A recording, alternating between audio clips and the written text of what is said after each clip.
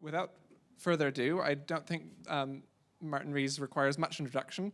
Former Master of Trinity College, Astronomer Royal, and former President of the Royal Society. I will hand it over to Lord Martin Rees now. Thank you very much. Thank you.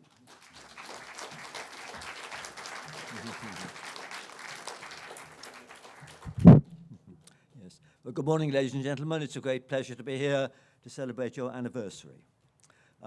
I'd like to start off with a cosmic cameo. We've had this iconic image, which you can just see, for 50 years since the Apollo astronauts went to the moon. But suppose some aliens have been watching our Earth for its entire history, 45 million centuries. What would they have seen? Over most of that vast time span, Earth's appearance altered very gradually. Continents drifted, ice cover waxed and waned, successive species emerged, evolved and became extinct.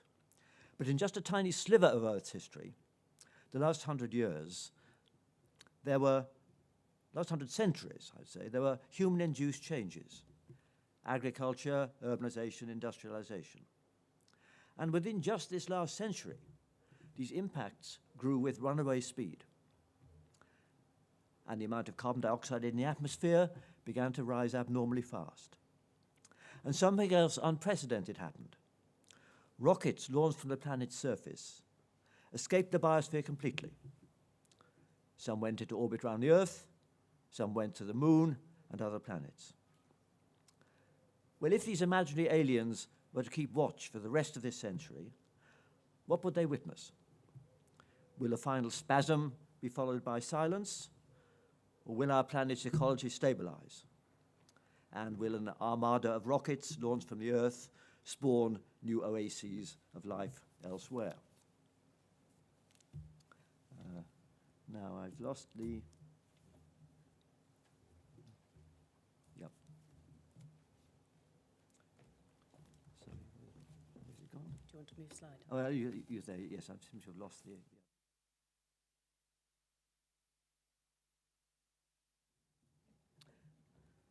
The theme of my book, which I've written, and I should advertise a book called On the Future here, in all good bookshops, is that this is the first of the Earth's 25 million centuries when the main threats come not from nature, but from us. The long-term future is in our hands.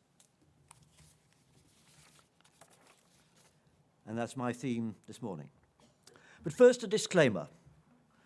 Because I have the title Astronomer Royal, I'm sometimes asked, do you do the Queen's horoscopes? And I have to respond that I've never been asked. And I'm not an astrologer, of course. I've got no crystal ball. And scientists are really rather rotten forecasters, although not quite as bad as economists. So my predictions are going to be rather cautious ones. But there are some things we can predict. For instance, we can predict that the world will get more crowded. 50 years ago, there were 3.5 billion people on the planet. There are now about 7.6 billion. And the growth being mainly in Asia and Africa. And this distorted map gives each country an area proportional to the population increase in the last 30 years. World population is forecast to rise to about 9 billion by 2050. That's partly because most people in the developing world are young, they're yet to have children, and they live longer, and the age distribution in the developing world will become more like that in Europe. And on the left, you see the age distribution in West Africa, lots of young people. And on the right, you see Western Europe. And what's going to happen is that the West African one will fatten up because all the young people will have children and they will live much longer than their predecessors did. And that's why, even though the birth rate in most countries has stabilized, the population is destined to rise a lot in the next 30 or 40 years. Well, to feed 9 billion people will require improved agriculture, low-till, water conserving, and GM crops. And maybe some dietary innovations. For instance, converting insects, highly nutritious and rich in proteins, into palatable food. And also making artificial meat. We can't all live like wealthy Americans, eating as much beef and using as much energy.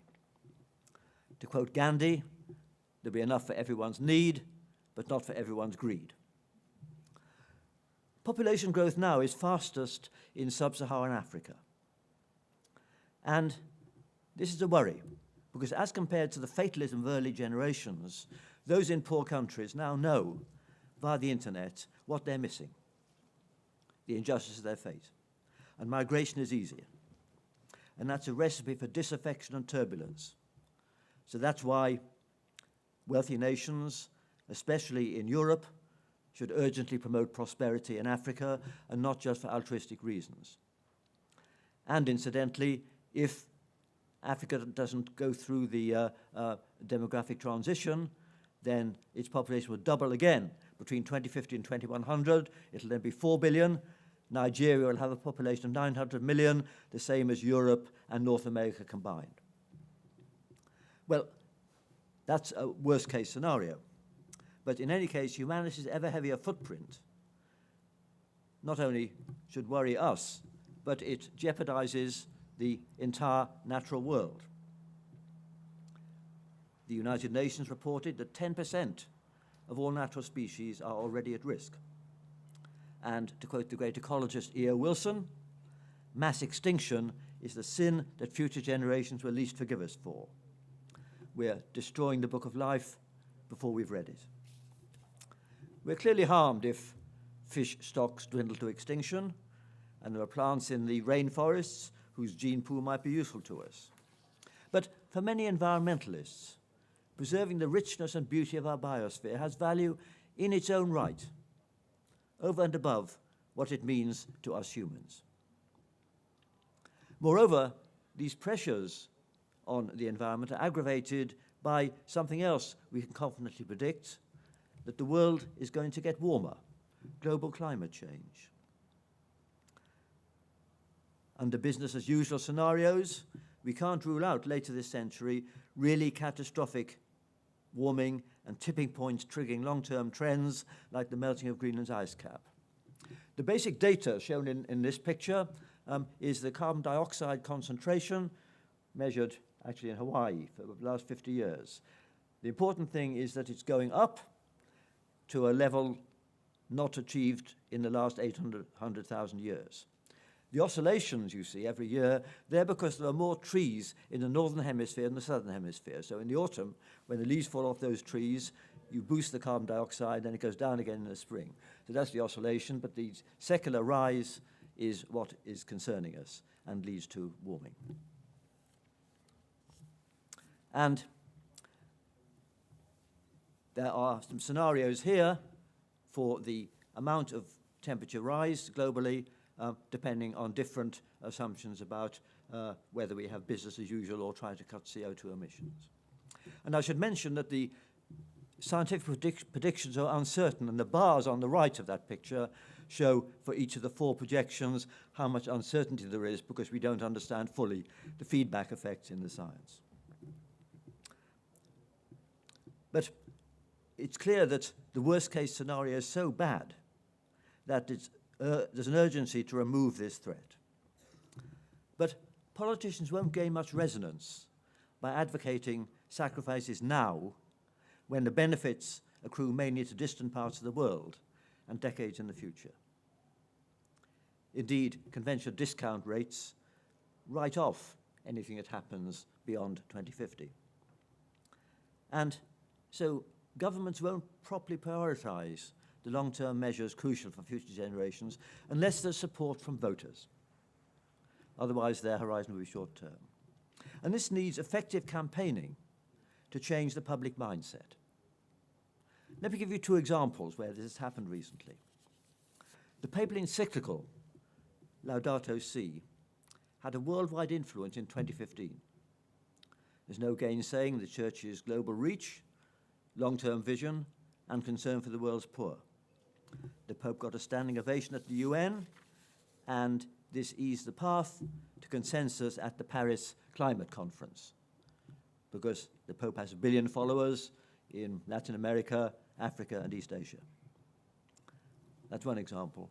A second, more parochial example is that here in the UK, I doubt that Mr. Michael Gove would have become exercised at all about non-degradable plastic waste had it not been for the BBC's Blue Planet TV programs, fronted by our secular Pope David Attenborough, especially by the image of an albatross returning to its nest and regurgitating plastic debris.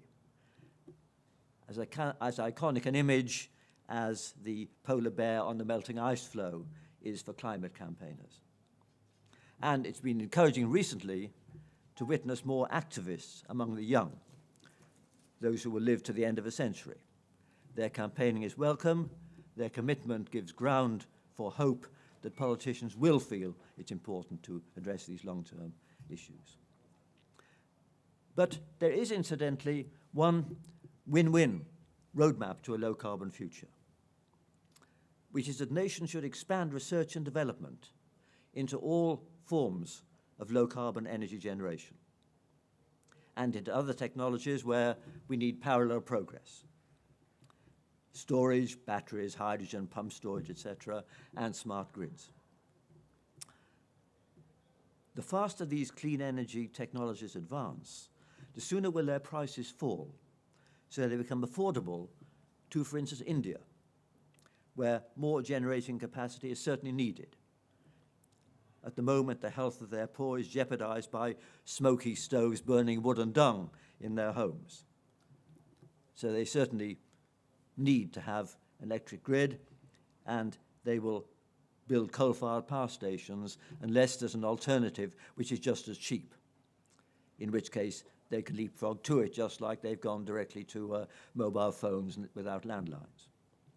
So if we can have a global program to accelerate R&D, that'll bring the cost of clean energy down and help India, and as well as, of course, helping the countries to that develop this, to have new industries. And, of course, it's especially important in this country because we are only about 1% of the world's CO2 emissions. But I think we can aspire to be more than 1% of the world's clever ideas. And so if we have a crash program to develop clean energy with the same priority as defense research and medical research, then we could help ourselves as well as helping the rest of the world. And it would be hard to think of a more inspiring challenge for young engineers than devising economical clean energy systems for the world. And incidentally, I often talk about scientists when I should include engineers. And I don't think there are any engineers here, but if there are, they were like an old cartoon which shows two beavers looking up at a big hydroelectric dam. One beaver says to the other, "I didn't actually build it, but it's based on my idea." And I'm just an ideas man, and I think that reflects how modest people like me should be compared to those who actually make things that work and meet public demand.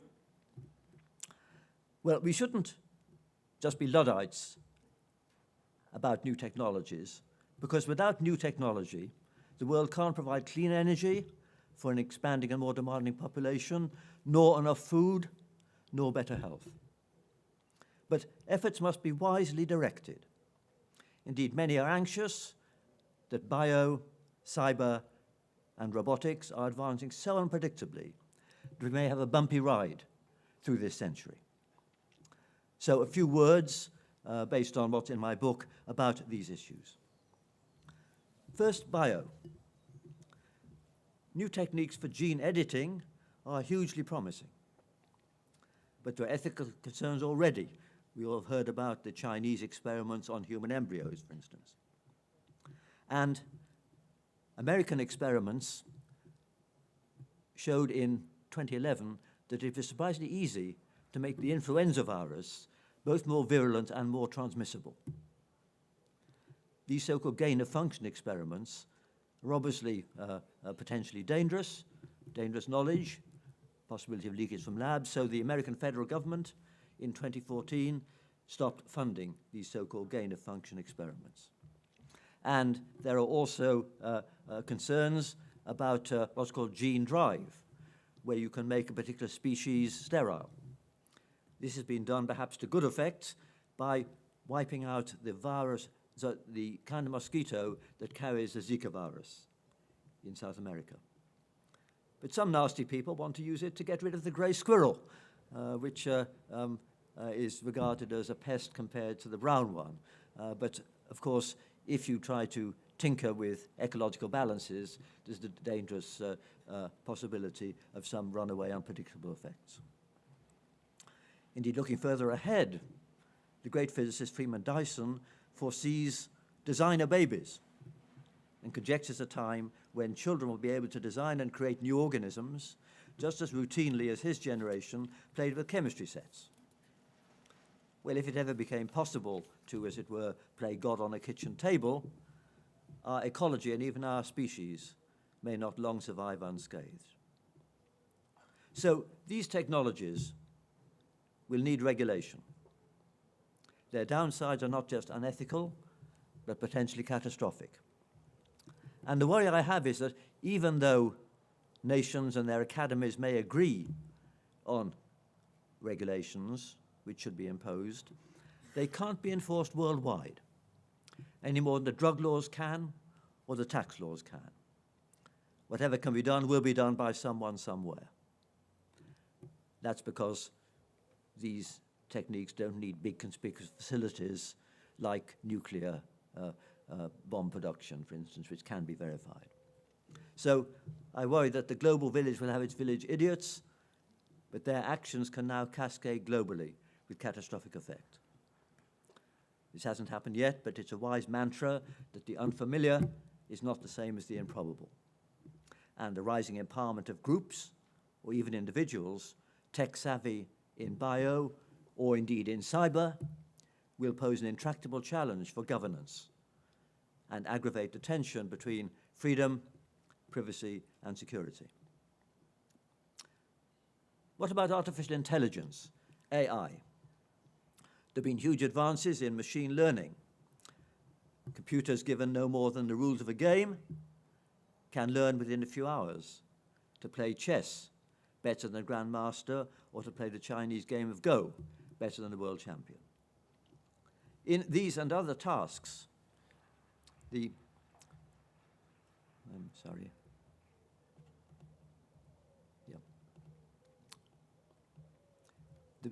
big advantage that computers have is in speed. They learn to identify dogs, cats, and human faces by crunching through millions of images, not the way babies learn. They learn to translate by reading millions of pages of, for example, multilingual EU documents. Their boredom threshold must be infinite. So machine learning is very effective because computers work so fast. And the implications of this for individuals are already ambivalent. If we're sentenced to a term in prison, recommended for surgery, or even given a poor credit rating, we would expect the reasons to be accessible to us and contestable by us. If such decisions were entirely delegated to an algorithm, we would feel entitled to feel uneasy, even if presented with evidence that, on average, the machines make better decisions than the humans they've usurped. And AI systems will become more intrusive and pervasive. Records of all our movements, our health, and our financial transactions will be in the cloud. The data may be used for benign reasons, for medical research or to warn us of incipient health risks, but its availability to internet companies is already shifting the balance of power from governments to globe-spanning conglomerates. And there'll be other privacy concerns. Are you happy if a random stranger sitting next to you in a restaurant can, via facial recognition, identify you and invade your privacy. Or if fake videos of you become so convincing that visual evidence can no longer be trusted. So this is going to happen. And the big question is, will this new machine age be like earlier disruptive technologies, the car, for instance, and create as many jobs as it destroys? Or is it really different this time? AI won't just take over manual work. Indeed, jobs like plumbing and gardening will be among the hardest to automate. But they will take over routine legal work, computer coding, medical diagnostics, and even surgery. And I argue in my book for massive redistribution of wealth from the robot owners to create in huge numbers secure and respected jobs where human empathy is crucial. We want a real person to look after us when we're old or sick. We want small children to be tended and told stories by real people, not automata. And such jobs, if they can be created, would be far more satisfying than those now in a call center or an Amazon warehouse. And they're the jobs that will be replaced. AI can already cope with complex, fast-changing networks, traffic flows in a city, or electric grids. The Chinese could soon create an efficient, planned economy that Marx could only dream of. Sensor technologies, speech recognition, information searches are lagging behind, but they're advancing apace. So let's speculate a bit further ahead. What if a machine developed a mind of its own? Would it stay docile or go rogue? If it could infiltrate the Internet of Things, it could manipulate the rest of the world. It may have goals utterly misaligned with human wishes. And some AI pundits take these scenarios seriously, and they think this field already needs guidelines, just as we all agree that biotech does. But others think it'll be a long time before we need to worry more about artificial intelligence than about real stupidity. And now, just a word about my special interest, space. It's beyond the Earth, in environments hostile to humans, that robots and AI have the most spectacular scope, and in my view, raise fewer concerns. 50 years ago, we had the moon landings, Neil Armstrong's one small step, and I treasure this picture, signed for me a few years ago by 7 of the Apollo astronauts. And I was at a meeting earlier this week in Zurich, which was attended by the 4 men still alive who had walked on the moon. And it's interesting that that event is an ancient history to young people. But if the momentum of Apollo had been maintained, there would be footprints on Mars long before today. But the Apollo program was, of course, funded because of superpower rivalry, and there was no motive to continue the huge expenditure. It consumed 4% of the American federal budget. NASA now has about 0.5%. But space technology has burgeoned. We use it every day for sat-nav, environmental monitoring, and communications. And unmanned probes to other planets have sent back pictures of varied and distinctive worlds. As robots and miniaturization have improved, the practical case for sending people into space has evaporated. So I think if people do go into space in future, it'll be just as an adventure. And I frankly don't think the taxpayer should fund them. If I was an American, I wouldn't support NASA's manned program. I think it's private companies like Elon Musk's SpaceX, which could run cut-price programs far riskier than Western nations could impose on publicly supported civilians. So we should cheer them on and hope that by the end of this century, thrill seekers, people in the mold of, say, Sir Ranulph Fiennes, who dragged a sledge across the Antarctic in winter, people like that, may have established bases independent of the Earth. And Elon Musk himself, head of SpaceX, says he wants to die on Mars, but not on impact. But don't ever expect mass emigration from the Earth. And on this I disagree seriously with Musk and with my late colleague Stephen Hawking. It's a dangerous delusion to think that space offers an escape from Earth's problems. Coping with climate change here is a doddle compared to terraforming Mars. Nowhere in our solar system offers an environment even as clement as the Antarctic or the top of Everest. There's no planet B for ordinary risk-averse people, so we must cherish our earthly home. But if a few brave adventurers want to be Martians and live on Mars, we should cheer them on. This is why. Precisely because they're in an inherently hostile environment for humans, these pioneers will have far more incentive than us on Earth to redesign themselves. They'll harness a super powerful genetic and cyborg technology that will be developed in coming decades. These techniques will be heavily regulated on Earth, but these guys will be far beyond the clutches of the regulators. So it's these spacefarers, not those of us comfortably adapted to life on Earth, who will spearhead what I would call the post-human era, evolving into a new species. But even on Earth, future evolution will surely happen far faster than Darwinian evolution did. It'll be a sort of secular intelligent design. We're heading to an era when human beings themselves, their mentality and their physique, may become malleable via genetic modification and cyborg techniques. And this is an utter game changer. When we admire the literature and artifacts that have survived from antiquity, we feel an affinity across a time gulf of thousands of years with those ancient artists and sages.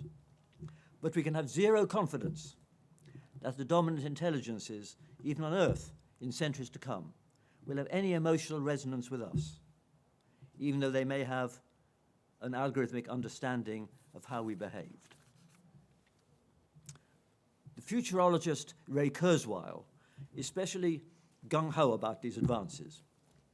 He wrote a book called The Age of Spiritual Machines, which predicted that humans would transcend biology by merging with computers. In old-style spiritualist parlance, they would go over to the other side. And we then confront the classical philosophical problem of personal identity. Could your brain be downloaded into a machine? If so, in what sense would it still be you? Should you be relaxed about your original body then being destroyed? What would happen if several clones were made of you? These are ancient conundrums for philosophers, but practical ethicists may someday need to address them. But Kurzweil himself is worried that this nirvana may not happen in his lifetime. He's aged about 65. So he wants his body frozen in liquid nitrogen until this nirvana is reached. And there's a company in Arizona which will freeze and store your body so that when immortality is on offer, you can be resurrected or your brain downloaded. He's paid for this, and I was surprised to find that 3 of my academic colleagues in England had gone in for this cryonics. 2 paid the full whack, and the third a cut price for just having his head frozen. But I was glad that all 3 are from Oxford, none from here. Because I told them I'd rather end my days in an English churchyard than an American refrigerator. This is a festival of ideas, so I'd like to just digress to venture a few thoughts on the scientific endeavor generally, crucial to understanding the world and, of course, to changing it, as well as the one truly global culture that straddles all divides of faith and nationality. What have we learnt? What might we learn? And what might we never know? We've learnt that all cosmic processes are interconnected. Not only do humans share a common origin with the entire web of life on Earth, but we depend on the stars. Life is energized by light from the sun, and we are made of atoms that were forged from pristine hydrogen in faraway stars long ago. We are literally the ashes of long-dead stars, or if you're less romantic, the nuclear waste from the fuel that made stars shine. stars that lived and died 5 billion years ago, and the Earth then formed from a gaseous nebulae contaminated with their debris. This picture, the Ouroboros, indicates the interconnection between the very small on the left and the very large on the right. You can hardly see it, so I won't say much about it now. But the point I want to make is that to understand ourselves, we're at the bottom here, we need to understand the very small on the left, the atoms and molecules and how they make cells and simple organisms. But we must also understand the stars, like the sun, which is crucial to us, and in which these atoms were made. Much still baffles us, but human intuition evolved to cope with the conditions our remote ancestors had to cope with on the African savanna, and our brains haven't changed much since that time. So I think it's remarkable we've made any progress at all in grasping the counterintuitive behavior of the quantum microworld and the cosmos, the left and right of this diagram. But the challenges of physics and cosmology aren't the only daunting ones. Indeed, the greatest challenges lie in things intermediate in scale, like us at the bottom of the picture, because the smallest insect has a more intricate structure than a star or a galaxy. Indeed, odd though it may seem, some of the best understood phenomena are far away in the cosmos. I can speak with great confidence about two black holes a million light years away and what happens if they collide. In contrast, our grasp of some everyday matters that interest us all, diet and childcare, for instance, is still so meager that you are right to be skeptical of any so-called experts because their advice changes from year to year. That's not because they're less competent, but because everything in the biological world is far more complicated than anything physicists or astronomers try to study. Advances which answer many of these current mysteries may come into focus, but maybe not. We may sometime hit the buffers. There may be some phenomena crucial to a full understanding of physical reality that we're not aware of, any more than a monkey comprehends the nature of stars and galaxies. Indeed, perhaps we'll never understand the mystery of our brains, how atoms can assemble into grey matter that can become aware of itself and ponder its origins. But it's surely worthwhile to at least try and tackle these grand questions. What equations describe the bedrock of physical reality? What breathes fire into those equations? How might our vast and complex universe have evolved from something microscopically small? A mind-blowing cosmic extension of Charles Darwin's realization that all life evolved from a simple beginning. Incidentally, I'm sometimes asked, do astronomers bring any special perspective to these issues? And I think they do. Let me illustrate it by this picture. This is a time chart of the last 4 billion years, showing how we and our biosphere have evolved stage by stage from simple beginnings in the young Earth. We're all familiar with this. But all too many people familiar with this somehow think that we humans are the culmination of this process, the top of the tree. But no astronomer could believe that, because astronomers know that the time lying ahead is longer than the time that's elapsed up till now. The sun's existed for 4.5 billion years. It'll be 6 billion years more before it flares up and dies. And the expanding universe may last much longer, even forever. And to quote Woody Allen, eternity is very long, especially towards the end.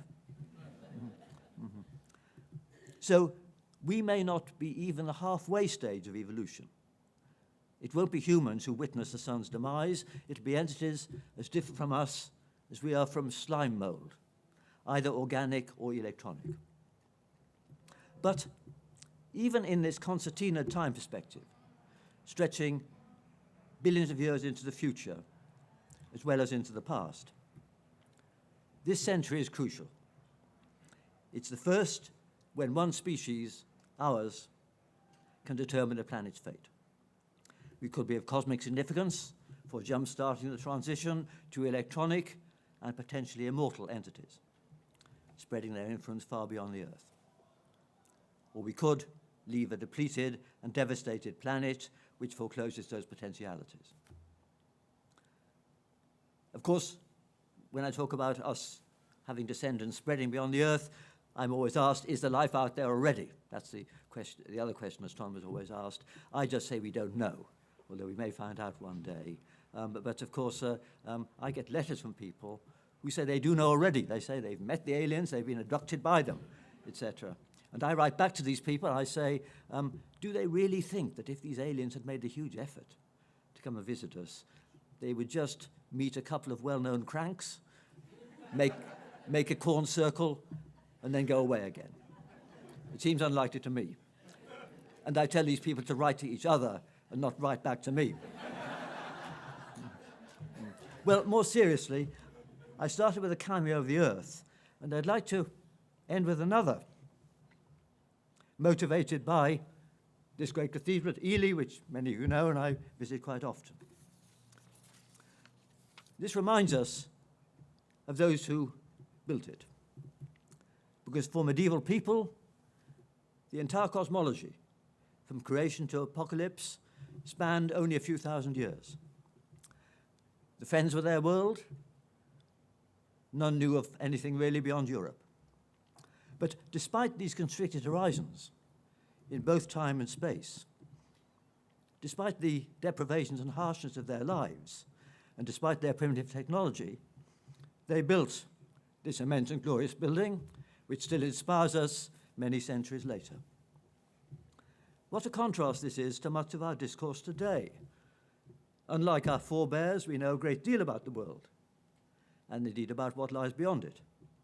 We know we are stewards of a precious pale blue dot in the vast cosmos, a planet with a future measured in billions of years. So it seems shameful that our planning horizon is shorter than that of those who built these cathedrals, knowing it wouldn't be finished in their lifetime. So, spaceship Earth is hurtling through the void. Its passengers are anxious and fractious. Their life support system is vulnerable to disruption and breakdown. But there is too little horizon scanning to minimize long-term risks and maximize long-term potential to use science for benefits. So we need science, but guided by science, guided by values that science itself can't provide. And that's a key message for all of us, I think. And that's a message on which perhaps I'd like to finish this talk. Thank you very much.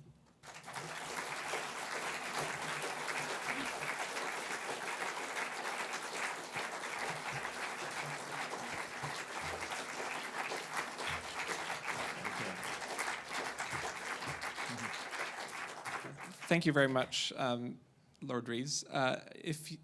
I think there's time for questions, so if people would like, we do have a roving microphone as well, so please do wait for the microphone to arrive. So if we maybe start in the back.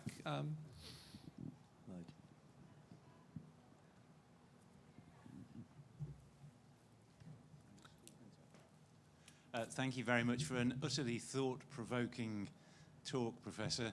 And I have about 150 questions, but I'm just going to settle on one. I was born in 1952, and I was an optimistic New Elizabethan.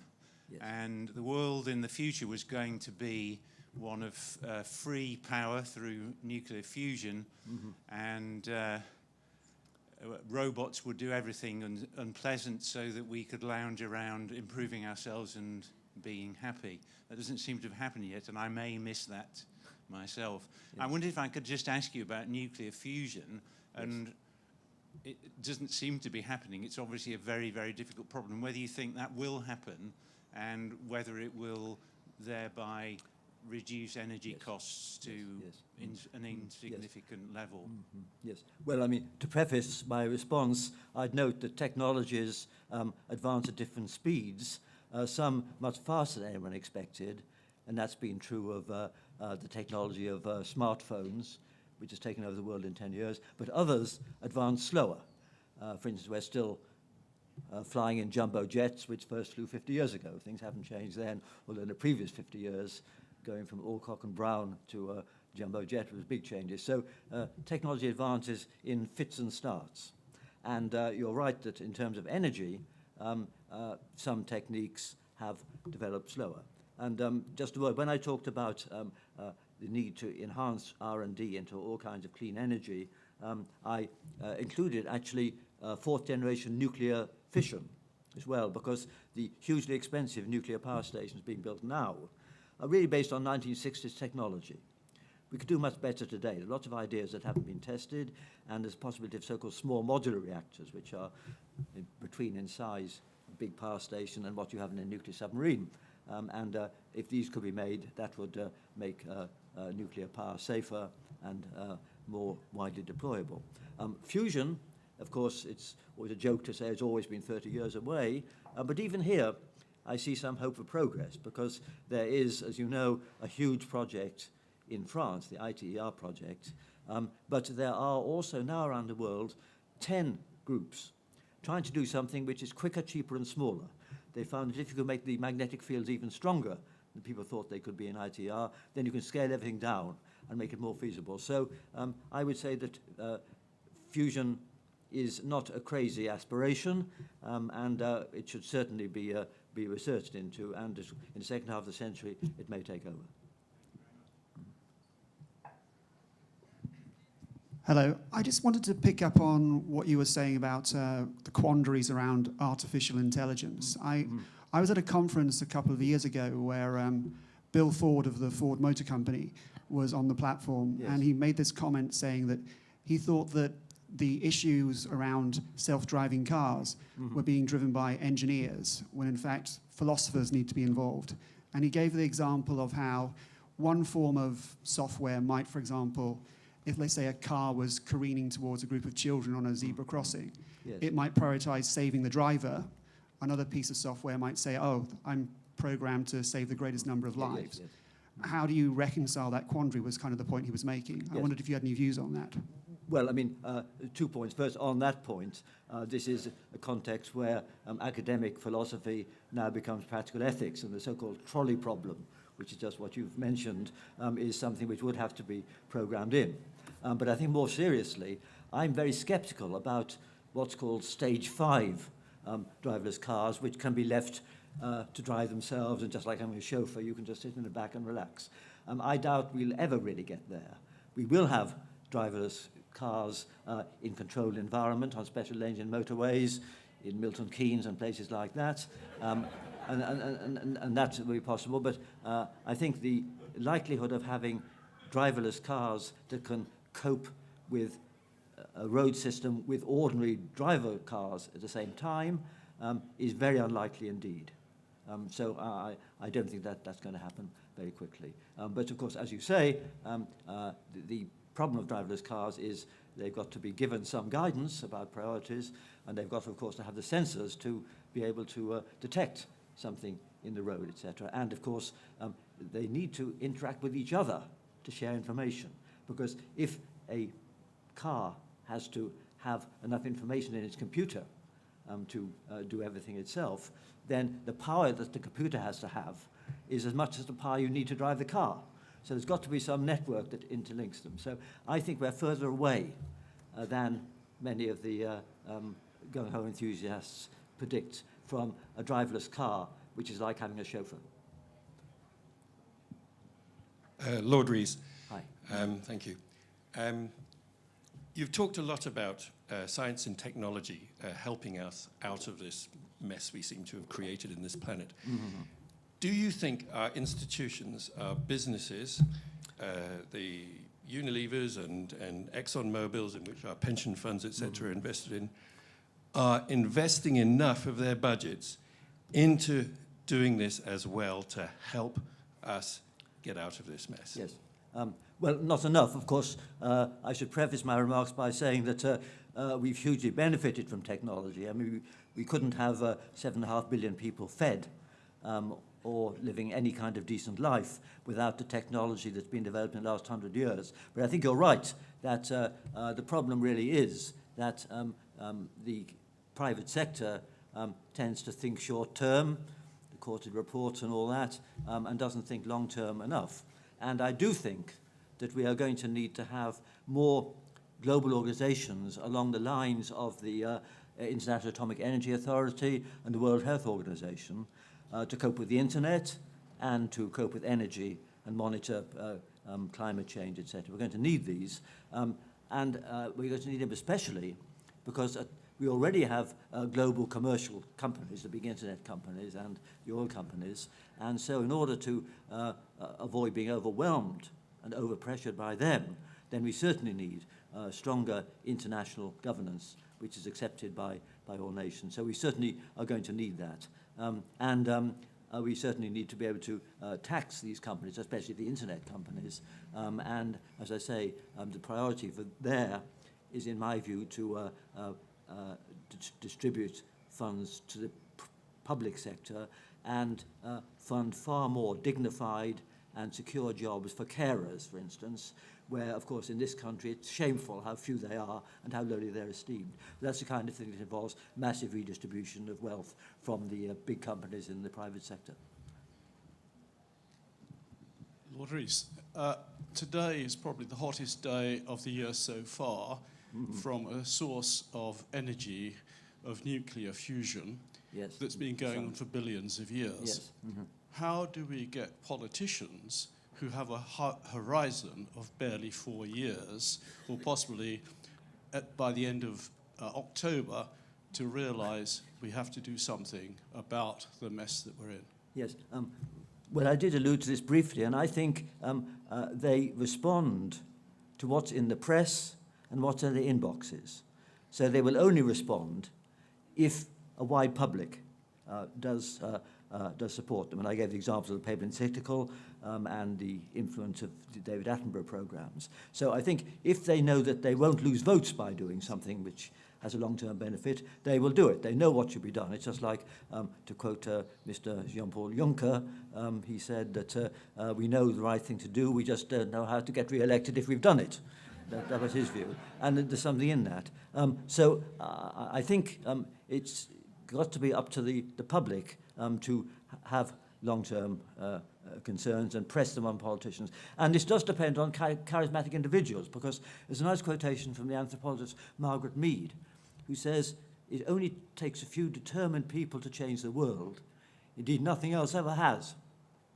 And that's true if you think of abolition of slavery, civil rights in America, gay rights, etc., and now environmental causes. So once the percentage of people who are exercised by these issues rises above a certain percentage, then the politicians will take them on board, as happened in those earlier examples. So I'm not too hopeless, but that's why we should welcome all these campaigns which have grown in prominence in the last year, because they're the way to stop people forgetting these issues.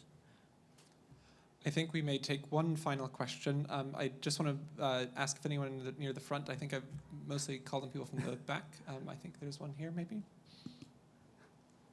Right. I'm part of the Transition Town movement, which is talking about local sustainable solutions to global problems. And in particular, I help run a local independent currency, which is strapline making money work for Lewis.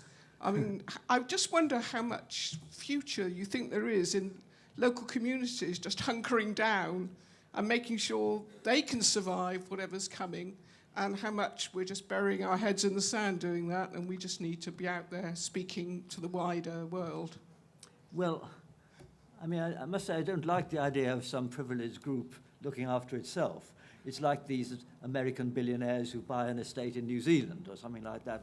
I think it's not a good. I think we've got to think globally and realize that the people who are going to suffer most from climate change and environmental despoilation are people in the middle of Africa and people like that. And so I think we've got to think globally. And the one good thing about the internet is that it does allow us to have a more complete awareness of what their predicament is.